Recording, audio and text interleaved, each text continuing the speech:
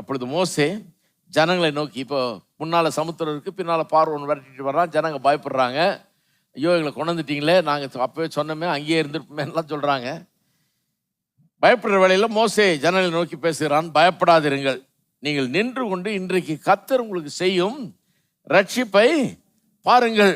நல்லா கவனிங்க, எப்படி ரட்சிக்கப்படுறோம், எப்படி விடுதலையாக்கப்படுகிறோம், அதான் ரெண்டாவது காரியம். எப்படி விடுதலையாக்கப்படுறோம்? கிருபையினாலே. கிருபையினாலே ரட்சிக்கப்படுறோம் அல்லது கிருபையினாலே விடுதலையாக்கப்படுகிறோம் என்கிறத இதை விட சிறந்த வார்த்தைகள் கொண்டு விவரிக்க முடியாது. பழைய ஏற்பாடு எப்படி விவரிக்குது, சித்தரிக்குதுன்னு பாருங்க.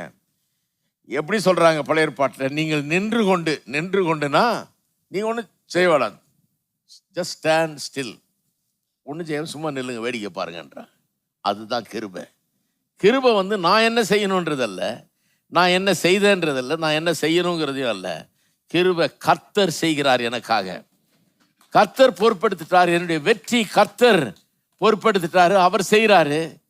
நீ சும்மா நின்று வேடிக்கை பாருன்றார்.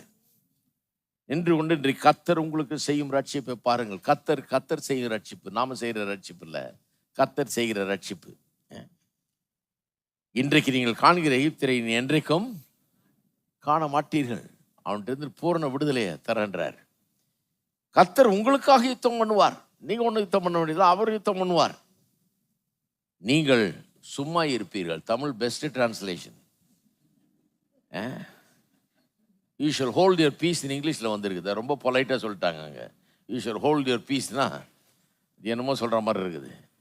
கிளீனாக அவுட்ரைட்டாக சொல்கிறாங்க இங்கே தமிழில். நீங்கள் சும்மா இருப்பீர்கள். எல்லாம் சொல்லுங்க, நீங்கள் சும்மா இருப்பீர்கள். அதான் கிருபை. கிருபை என்ன அர்த்தம்? நான் ஒன்றும் செய்யல, நான் சும்மா இருந்தேன், எல்லாத்தையும் அவர் செஞ்சார். செஞ்சதெல்லாம் அவர், அனுபவிக்கிறதெல்லாம் நான். போராட்டமெல்லாம் அவர் பண்ணார், யுத்தமெல்லாம் அவர் பண்றாரு, நன்மையெல்லாம் ஆசீர்வாதத்தெல்லாம் நான் அனுபவிக்கிறேன். அதுதான் கர்த்தருடைய கிருபை.